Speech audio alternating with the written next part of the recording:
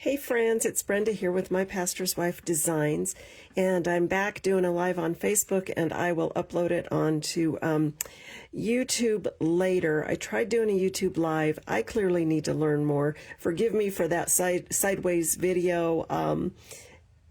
Yeah, I have no excuse other than I just did it wrong, and I'm sorry for that. But it doesn't change how the card was made, and it certainly doesn't change what the two written tutorials look like. So all that to say, thank you for your patience with me. I think I better go shut that window because the kids are outside riding motorcycles. Not my kids, but kids, and it's noisy. So I don't know, though. I need the fresh air. It'll be good. We'll be good. So today's card is just beautiful. It is the Just For You little card that I made in my Purple Passion series. And then just the inside is real simple. I didn't put any sentiments inside. I save that sometimes until later because I'm not sure who or what I need to say something to. And so I kind of try to make it later and make that part later. So, but at least I have a design in it. So for this card, of course, we have our envelope, and then we have this piece of designer series paper. It is 2 inches by, no, it's 2 1/4, excuse me, 2 1/4 inches by 5 3/4, and that is going to be for our envelope flap. I'm just going to set that over here out of the way so that I don't forget to do that. Then we are using the Unbounded Love stamp set, and I am using Just For You. So I'm going to go ahead and pull that out, get that mounted on a block so that that's done. And let's find a block that we can mount that on. Oh, we don't need one that big. Let's go a little smaller. All right, so I'm just going to go ahead and mount that and just see how that just sticks on there. So I've got that. And then we are also using the, I set a box on it, whoops, the Blooming Phrases stamp set. And I want to use this stamp and this stamp, and that's for the inside of my card, and that's just to kind of decorate that edge. And so we'll go ahead and get those stamps mounted as well. Sometimes I like to just put this stamp on the other side of the block, but I'm not going to do that today because I don't need to make it hard for myself, and I need a little bit bigger block for that one. Just dig around here in my block box. Little different from when I was a little kid. My block box was blocks. Now it's clear blocks for stamping. And I'm going to be using some Basic Beige ink, and then the Gorgeous Grape.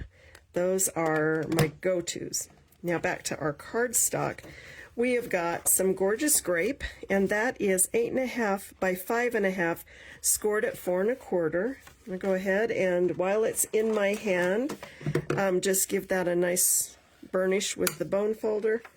Kind of like to handle things, once it's in my hand, I want to keep it in my hand until I'm just about done. Have a piece of Basic Beige, and I believe it is 1 1/4 by about 3 inches, and that is so I can hold on to it in my punch, because I found that if I cut it down to size, that becomes a problem for me. And I do not believe I'm going to round the corner like I did on this one. I'm going to keep it straight. And then I have some more pieces. I have a piece of Basic Beige, and that is 4 by 5 1/4, and that's just going to go on the inside of my card. I have some Pretty Peacock, and it is 3 1/4 by 4 1/4. And you notice I didn't have that written down, but I did. I have my handy glass mat that has all those measurements on it for me, and that is super helpful for me. And then I have a piece of this designer series paper, and you can use either side, whichever side you want. It is 4 by 5 1/4, and that's going to be my front piece. And I'm not sure which side I'm going to use. I'm still debating, because I really like this one, and I already have a card like the other one.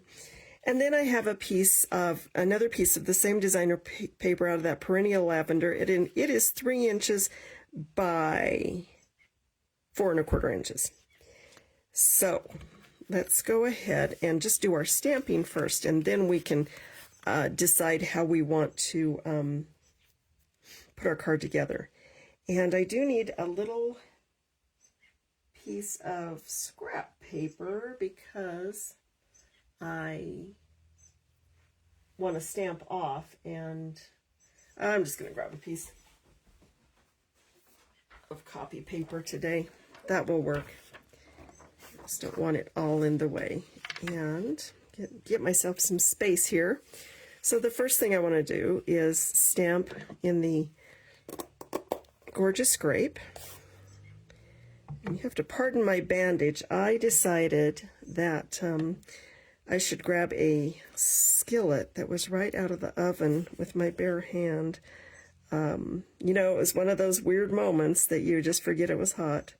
All right, and I'm going to go down the side of this with the Gorgeous Grape, and I don't think it has to be perfectly straight. We're just building a little pretty border, just because we don't ever want our insides of our cards to just be blank inside. There's no reason for a blank inside card. And while I have that grape out, I'm going to grab my tag here, and I want to actually punch this first, just so I know where my placement is. I'm using this tag topper punch. Any tag topper punch is going to work perfectly for you. I don't think it has to be anything specific. I just want to know where to place my words. And that looks about, this is why you need that extra piece, but trying to do this with a sore hand is tricky. I'm just going to give that a punch. I'm sure my dog just left the room. She hates the punches. I don't know why that bothers her so much.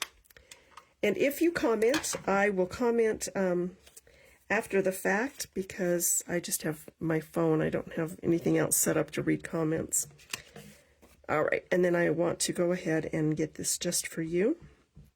I have a bunch of cards I need to send out. I was talking to somebody the other day, and we were talking about how often do you actually send out the cards you make. I hope every time you make one, because as fun as it is to make them, they don't do a bit of good if they don't get sent out. So that's done there, and you see why you needed that extra was to put it in the punch. I'm going to go ahead and close up my Gorgeous Grape so I don't stick my hand in it. Heaven forbid, then I'd have yet another mess that I don't need. I'm going to pull out my Basic Beige, and that's what I want to use for my leaves in this border. You don't even have to do that. I just liked the little bit of extra, and just kind of work that in however you want. I don't think there is a right or a wrong. It just adds a kind of an extra layer of interest. And there we go. So we have that stamped. And you could, in fact, I'm going to, if you'd like, I want to just add a little bit here. And I'm going to go up at the top as well, just for some extra, because I could. I always make the card, and then if anybody that comes to my classes sees this, they're going to tell you, yep, she makes it, and then she decides that it could be better, and then she changes it. And that is so true. All right, we are done with our stamping. That's what I love about these cards. They go together so fast, and the beauty of this paper, this designer series paper, is it does all the work for us. Right, I'm going to go ahead and open that up. I'm going to get out my favorite adhesive. I use the multi-purpose glue, and I do that because it gives me a little wiggle room. And I don't know, it's my favorite. And we all have our favorite adhesives, don't we? I'm going to go ahead and just mount this in here, making sure the 3 sides match. That means the 4th side will match, that they're evenly spaced. All right, and that is the inside. I'll come back over this and burnish this again with my bone folder. If you don't have your bone folder handy, you can always use I use the edge of a clear block sometimes because those are handy, and that's nice. Now I need to decide which side of the paper, because this is my original card. Well, I have one like that. I actually probably have two like that because I don't know. I've got more. I think I want to do it a little different and just have options. So I'm going to use the other sides just to make it different. And that'll make it fun as well. So this is my first layer. And it's very purpley. I like that. I like purple. Purple is just one of those colors that I really like, and I really like how well purple and green as a general rule go together really well. Now you could, oh, we're going to wrap some ribbon around this. You could. No, we're going to.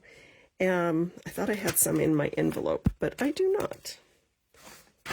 Let's grab some baker's twine. See what we got. All right, I got that out. Now I want to go ahead and I want to put this piece down, and I think instead of going with, I need to trim that. I measured that wrong. It should be 4 inches. I think, I can't decide. Do I want to do that or the purple? I think I'm going to just go with the purple. But I do need to trim that down to 4 inches because I miscut. There we go. That'll be better. Sometimes it's so hard to decide which side of our designer series paper we're going to cover up, but I have one the other way, so we're going to do this one this way. And it's all right. And put that down. I really like that marbly effect. Just give that a nice push. All right. Now, I want to put some Stampin' Dimensionals on the back of this. And I don't like my cards to sag in the middle. I'm going to put one right. I'm going to put 2 right together, and I'll show you why here in a second. And then I always like to have stuff just all down the sides. You can use as little or as much as you want. Like I said, I prefer more because I feel like I put enough work in my card. I don't want it to sag, if that makes sense.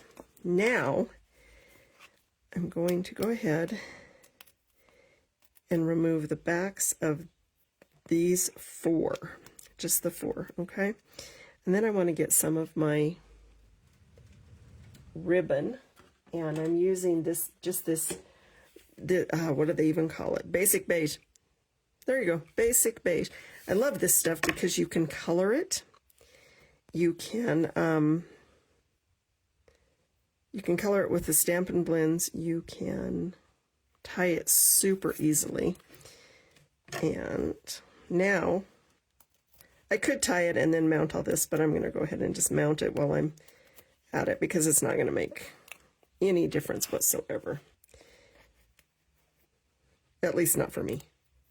You do what works best for you. And let's get that glue out of the way because it's in the way. Go ahead and mount that. And then I'm going to do my level best to tie this in a bow, which I'm going to tell you. Actually, I'm going to make it easy for myself, just because dealing with a hand that is a little wonky, I just want to make it easy for myself. And actually, I think I'm not going to tie a bow because, you know, we all have our moments. I'm just going to leave this like that. So that was probably a little longer than I needed it. But I can use this and tie a knot ribbon. I'll save that and I'll use it for something else. And you notice I didn't take it off the spool because then I have less waste. And that's always good. Now I'm going to get this baker's twine, and we're going to hope for the best with this. Again, like I said, being a little, I may waste a little here just because using one hand is a little tricky. I think that'll be okay.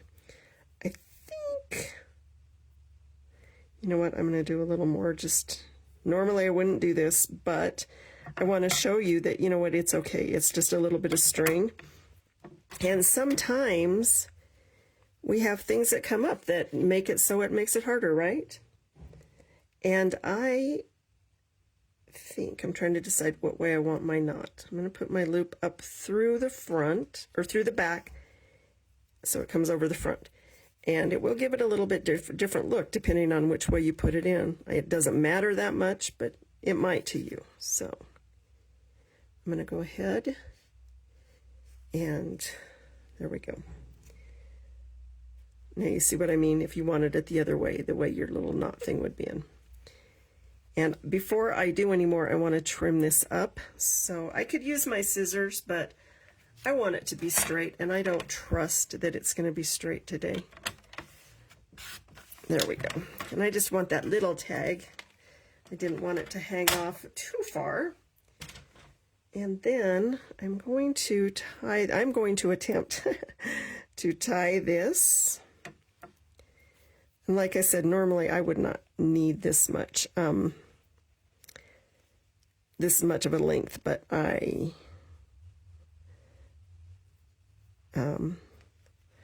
working with a little bit of a problem today. I know I think about like my husband who has trimmers, and I have a friend, a young friend actually, who has trimmers, and she worries sometimes about what people will think, and I'm just like, you know what, you do what works for you, and if you need a bigger block, if you need a little more length of ribbon, that's okay. And we shouldn't beat ourselves up for those limitations because things in life happen, and I got to find something that's going to help me scooch this down a little bit because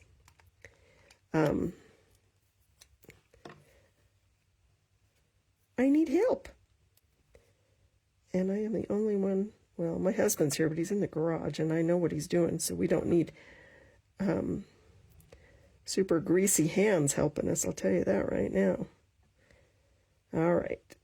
This shouldn't take this long as a normal rule, guys. It's just the way things are. All right. That's good. And I like the way that's going to hang off. If you don't like the way it's going to drop off that, you could easily just put a little bit of adhesive on the back of it and just let it kind of be mounted somewhere. I'm fine with mine floating around. And because I didn't use flowers, I'm going to find my